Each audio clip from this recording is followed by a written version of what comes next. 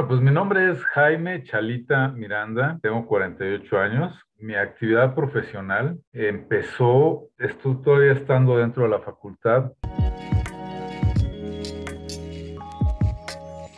Yo inicié como periodista, o sea, no inicié como fotógrafo, sino como periodista, cubriendo las primeras elecciones en la Ciudad de México. Terminé la licenciatura, me titulé, e inmediatamente de egresar, pues me fui a trabajar. Trabajé como fotógrafo y como investigador en la delegación Coyoacán, bueno, ahora alcaldía Coyoacán. Trabajé como jefe de oficina de un área de historia en la delegación Álvaro Obregón. También empecé a publicar en varios periódicos mis fotos, ya no eran reportajes, ya no eran notas. Empecé en el Universal, luego en el Financiero. De ahí paso a la Secretaría de Gobernación. Estuve como fotógrafo en el área de migración. Estuve ahí cuatro años más o menos. Recorrí todo el país tomando fotografías a los migrantes. De ahí empiezo a dar clases en una universidad privada, pero también al mismo tiempo me invitan a colaborar en el periódico, el Financiero. Mi contrato era raro porque no era freelance, pero tampoco estaba dentro de la plantilla de fotógrafos, sino estaba oficialmente como colaborador de la sección cultural del periódico El Financiero. Ahí me quedé 7 años. Conjuntamente empiezo a dar clases en la facultad. Desde hace 11 años estoy ahí. A la par, o sea, imagínate, uno hace muchas cosas a la par, ¿no? Sí, A claro. la par empiezo a estudiar mi maestría, la maestría en comunicación, bueno, pues en la facultad. Egreso, me titulo y pues bueno, un año después empiezo el doctorado en estudios latinoamericanos, que es parte de la Facultad de Ciencias Políticas y Sociales, pero a lo largo de mi vida nunca he dejado la fotografía. Desde que la tomé en la facultad, más o menos en el 98, hasta la fecha, no he dejado de ser fotógrafo. Pues he tenido oportunidad de publicar en revistas, en periódicos nacionales y del interior del país. He tenido oportunidad de fotografiar por todo el país. Pues para mí el fotoperiodismo ha sido no nada más una profesión que yo ejercí, algo que he llevado a la academia. En la facultad, pues bueno, he impartido periodismo gráfico, introducción a la fotografía, fotoperiodismo y fotografía publicitaria. Soy profesor de asignatura. Anteriormente se podía vivir mucho mejor de la profesión. Es muy complejo debido a los sueldos, al tema de laboral que existe hoy en día en el periodismo, pues, pero bueno, antes sí se podía vivir mucho mejor. Yo estando en la facultad, empiezo a tomar clases con un profesor que todavía, de hecho, está en la facultad. Como que él me decía, no, tú nunca vas a ser fotógrafo. No, Entonces, bueno, me picó un poco el orgullo, pero además, cuando empiezas a tomar la cámara y a hacer fotografías, te das cuenta que es una manera de expresión muy completa. Cuando ves la fotografía, puedes interpretar. A mí me toca la colita, el final de la era analógica y el principio de la digital. Pues yo me empezaba a dudar, dije, no, pues no, nunca voy a ser fotógrafo, ¿no?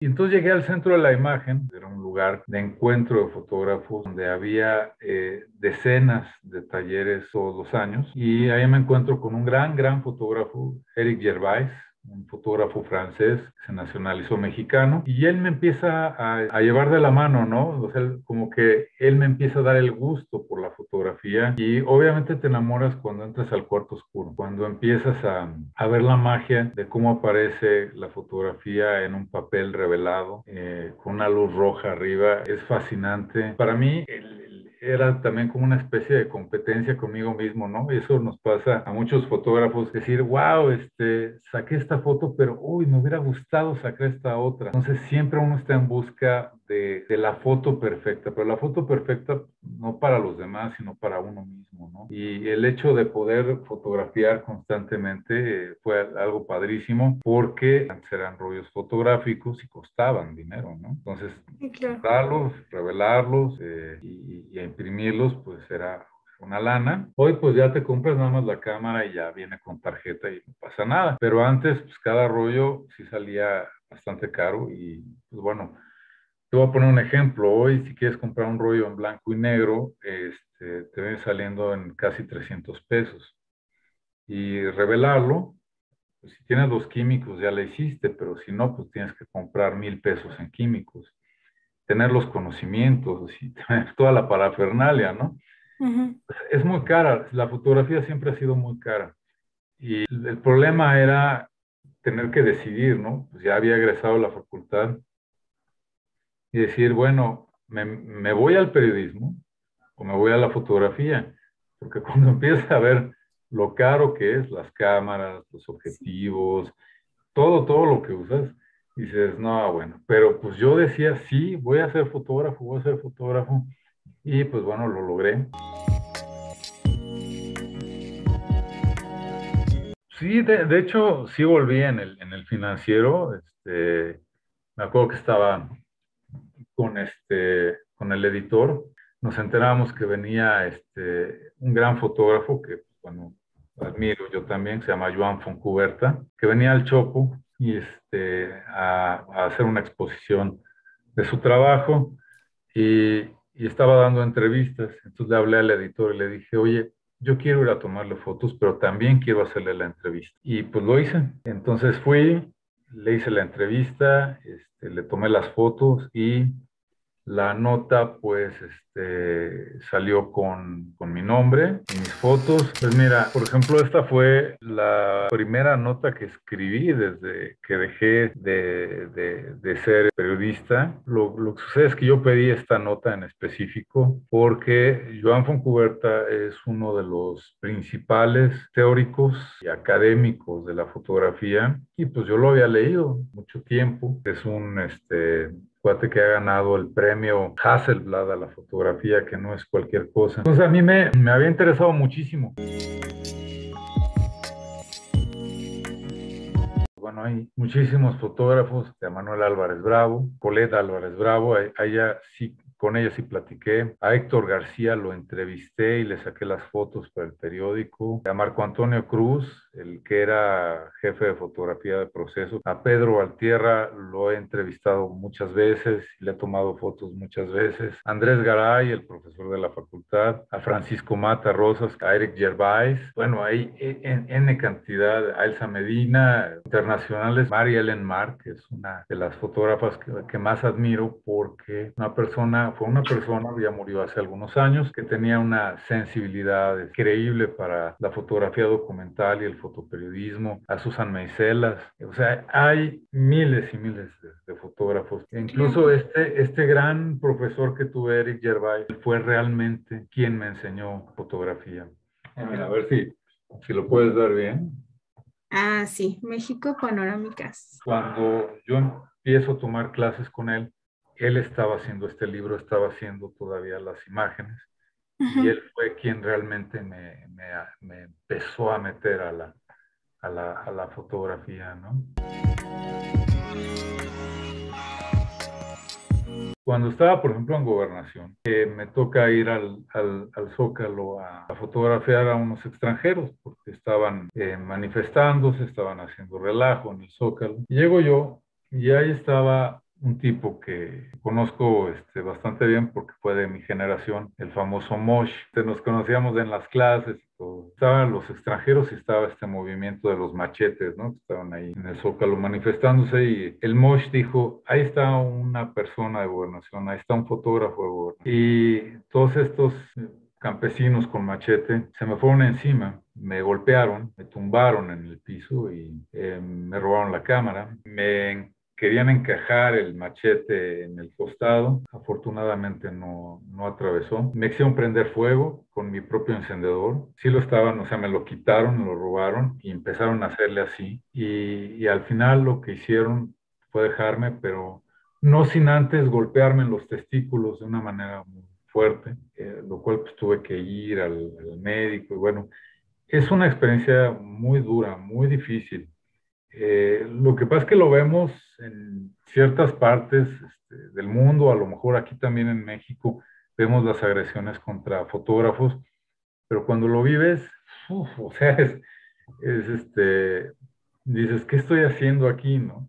Ujú. Fue muy duro. La segunda, pues bueno, no es tan dura. Es pues uno de los fotoreportajes del cual estoy muy orgulloso, que además fue premiado en este concurso de rostros de la discriminación, porque pues fueron las bodas lésbico-gays que se estaban dando de manera simbólica en el hemiciclo a Juárez, y entonces, pues bueno, resulta que yo tenía como homofobia, ¿no? Como homofobia a los gays, y resulta que lo que pasaba es que no los conocía. Y entonces enfrenté mi fobia, enfrenté mi miedo y fui a verlos y estuve con ellos muchísimas horas tomando fotografías y afortunadamente mi mente captó, mi corazón también y me di cuenta que son personas maravillosas. Desde ese entonces, desde que tomé las fotos, publiqué mis fotografías, creo yo que cambió mi manera de ver no solamente al movimiento LGTB,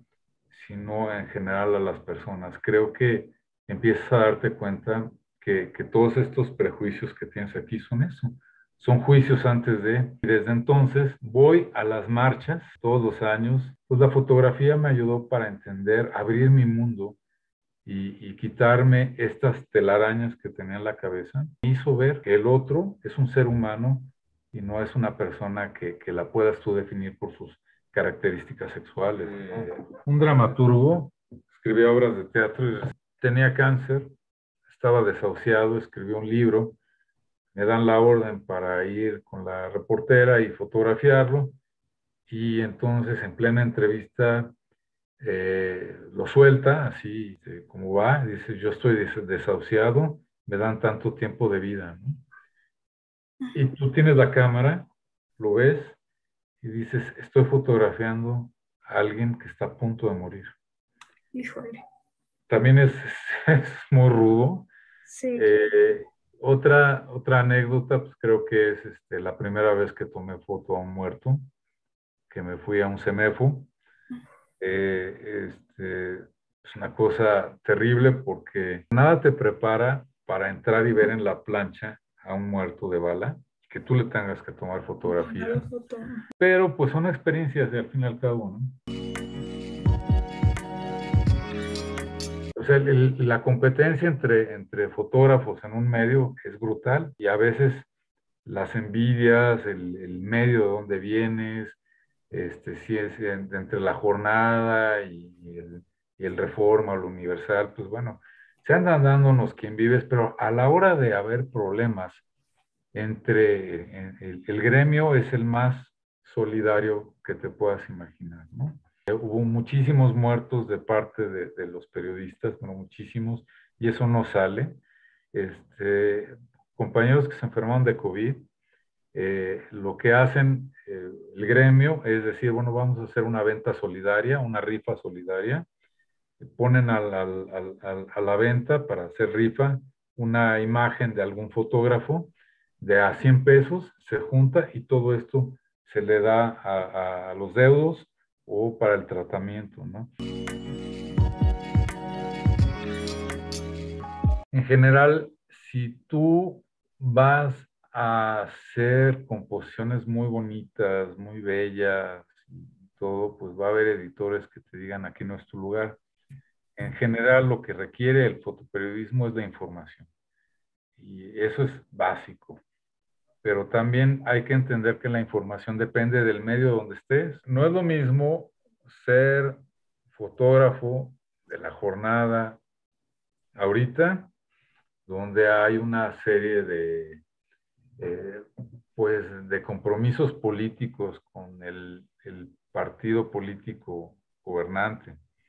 Haber sido fotógrafo de la jornada durante el sexenio de Calderón o el sexenio de Fox, sí hay una gran diferencia porque tanto lo que ves en las notas, en las entrevistas, la editorial, como lo que ves en las fotografías son completamente distintos. Entonces, también la información que tú tomes dentro de las fotografías depende de la línea editorial del medio. En fin, la técnica, pues lo tienes que aprender porque si no, no puedes ser fotógrafo. La composición igual. Pero estos consejos prácticos tienen que ver con que tú tienes que fotografiar de acuerdo a la línea editorial del medio, pero esa línea también tiene que coincidir con lo que piensas tú.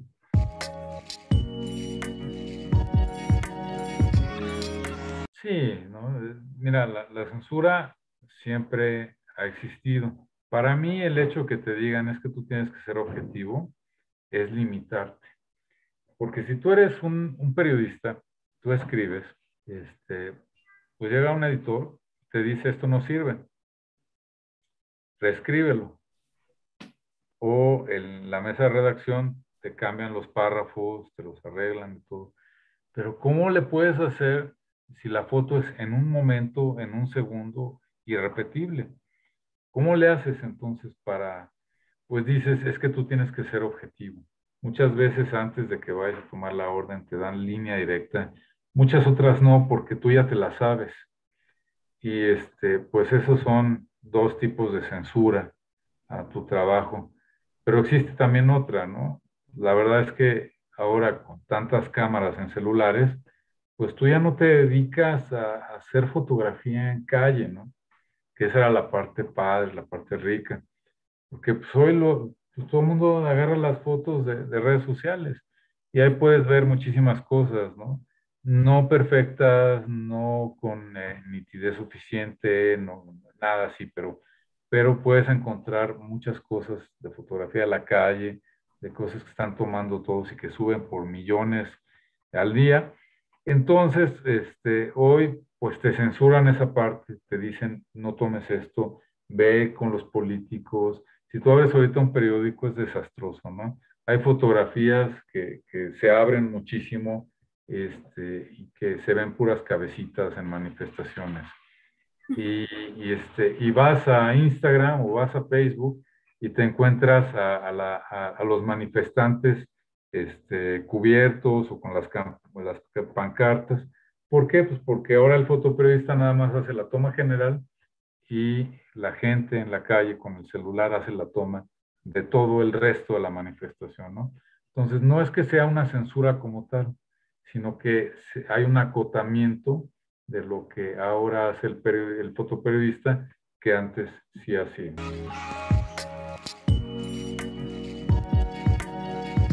Que estamos en una época distinta, ¿no?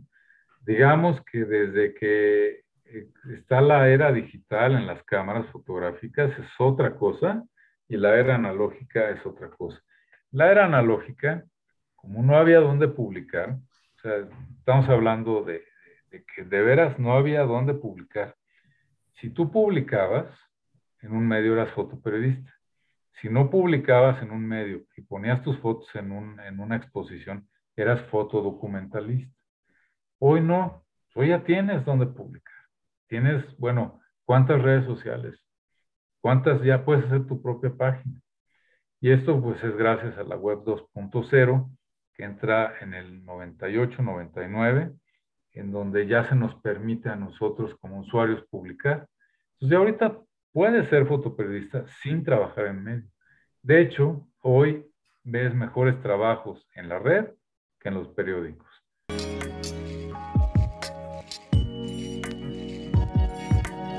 El problema no es el retoque, el problema es intentar hacer el fraude, o sea, intentar poner cosas que no estaban en la foto.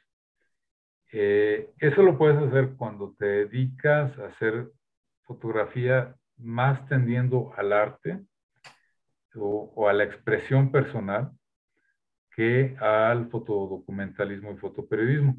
Eso sí ya es hacer tranza, hacer trampa. Pero el retoque siempre se ha hecho porque se retoca, primero, en primer lugar se reencuadra. En segundo lugar, se ajusta el contraste, se ajusta el brillo, se ajusta los detalles, y eso se hacía y se ha hecho siempre en el cuarto oscuro. Y es un proceso totalmente manual.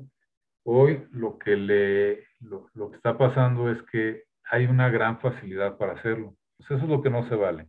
Pero sí, ajustarla, por supuesto. Lo que sí te repito, no se trata de clonar un elemento que no estaba y ponerlo a fuerzas en la foto. Eso sí, ya empieza a ser trampa en la fotografía periodística. En la expresión personal, al contrario, es al revés. Eso es lo padre de la fotografía, que tú puedas poner distintos elementos. Pero en este tipo de fotografía sí, sí no es válido.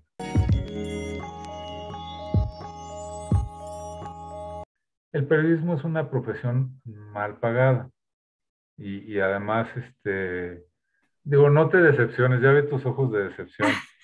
En el Cora. Ah, no, el periodismo es una profesión que paga poco, ¿no? Si te pones a comparar con ingenieros, con arquitectos, ¿no?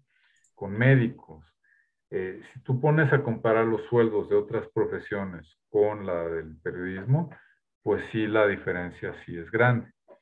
Pero es la profesión más hermosa del mundo.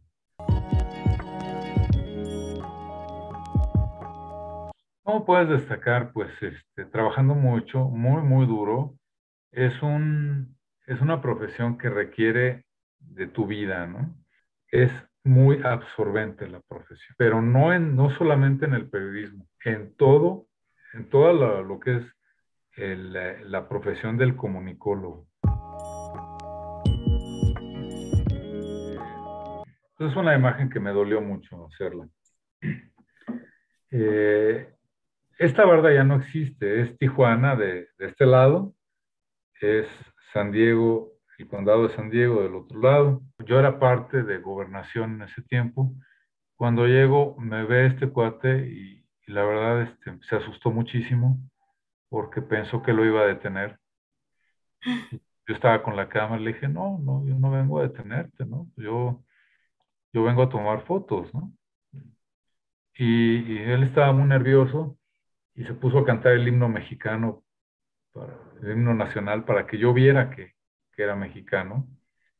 No le salió, entonces pues, obviamente no era mexicano. Este, pues fue muy duro, ¿no? Porque le pedí que me dejara tomarle algunas fotos, le tomé varias, pero pues sí te empiezas a ver todo ese drama de la migración, como es personas que llegan hasta ahí delgados, flacos, con a veces sin zapatos. Si acaso traía un suéter, pero pues, generalmente no llevan suéter. En estos meses esa zona es bastante helada en las noches. Sí, Entonces, horrible. ver, ver todo eso que pasa, toda esa pobreza, pero si tú ves, aunque no se le ven los ojos, ves el rostro de determinación de voy a pasar al otro lado, ¿no? Y pues bueno, más que nada es eso, es una de las fotos que a mí me ha gustado más y que tiene, pues bueno, esta anécdota. Eh, lo que necesitan es leer todos los días. Aparte de verlas, oírlas, es leer noticias todos los días. Necesitan estar enterados de, eh, o sea, tener esta información, no nada más del día, sino contextual. Pero tú tienes que tener un gran conocimiento. Este gran conocimiento, ¿cómo se adquiere? Leyendo. Leyendo periódicos, leyendo revistas, leyendo libros, enterándote. Tienes que tener esa necesidad de adquirir conocimientos. Porque si no los adquieres, no los puedes dar. Entonces no puedes dar conocimientos a través de una nota, de una entrevista, si tú no los tienes. Entonces tienes que allegarte de todos los conocimientos. Sed de conocer. Eso es el principal consejo que les puedo dar.